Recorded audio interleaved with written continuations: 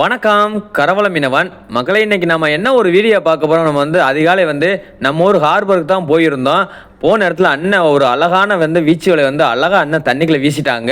அந்த வீச்சுவலை எந்த சிக்கு இல்லாமல் அழகாக கோழிக்கூடு மாதிரியாக அழகாக விரிஞ்சு அண்ணன் தண்ணிக்குள்ளே வீசிட்டாங்க.